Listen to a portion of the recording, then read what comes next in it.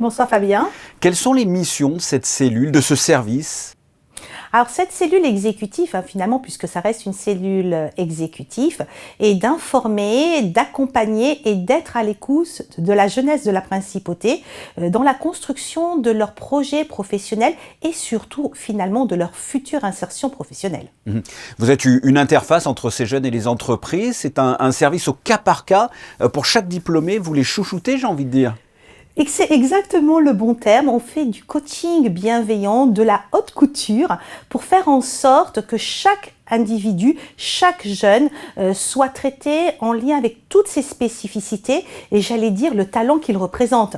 Parce que c'est vrai qu'ils ont des parcours très variés, des parcours parfois un petit peu atypiques et le luxe que nous avons ici à Monaco, c'est véritablement de les accompagner et de faire en sorte qu'ils puissent s'insérer avec tout le succès qu'ils méritent. Et qu'est-ce que vous proposez concrètement à ces jeunes ? Alors, quand on dit qu'on les accompagne, on les rencontre, on écoute vraiment énormément ce qu'ils ont à nous dire, les difficultés qu'ils peuvent avoir, mais surtout leurs rêves professionnels. C'est extrêmement important de les entendre par rapport à ça et du coup d'établir une stratégie qui va correspondre exactement à ce qu'ils veulent.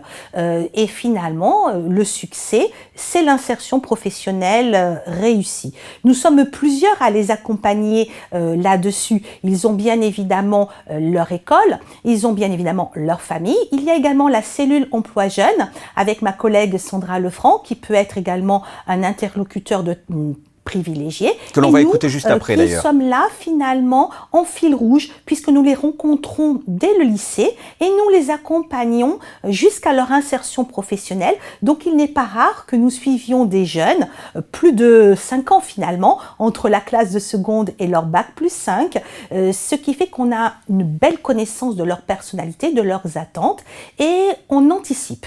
On peut essayer finalement de prévoir ce qu'il va advenir d'eux et faire en sorte qu'il n'y ait pas de cassure entre le moment où ils vont être diplômés et le moment où ils vont s'insérer professionnellement.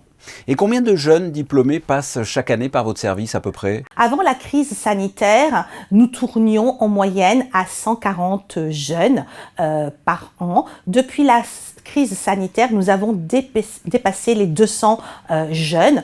Pour une petite information, depuis le début de l'année 2022, nous avons déjà suivi plus de 50 jeunes. Alors pendant des années, je pense notamment à ma génération et même bien après, il fallait passer par une multitude de stages avant de trouver un emploi.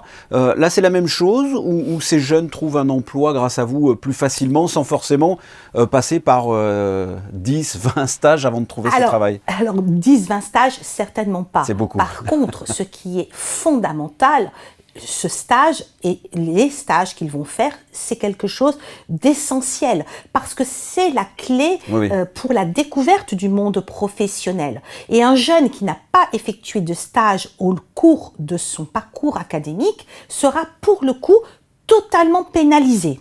Donc, les nombres de formations qui incluent ces stages obligatoires est en constante augmentation. La professionnalisation des parcours académiques est une vraie réalité, soit par le biais du stage, soit par le biais également de l'alternance. Et nous encourageons fortement les jeunes à suivre des parcours qui font la part belle au stage ou à l'alternance. Un jeune qui connaît les codes de l'emploi, qui connaît les codes de l'entreprise, est attractif sur le marché du travail et donc s'insère encore plus facilement.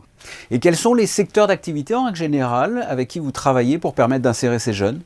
Alors, à l'heure actuelle, nous travaillons un petit peu avec tous les secteurs d'activité. Certains sont plus ou moins attractifs en matière d'employabilité, en particulier tout le secteur du numérique, digital, le secteur de l'hôtellerie à l'heure actuelle qui recrute massivement après ces 2 années un petit peu difficiles, ça a été plus dur.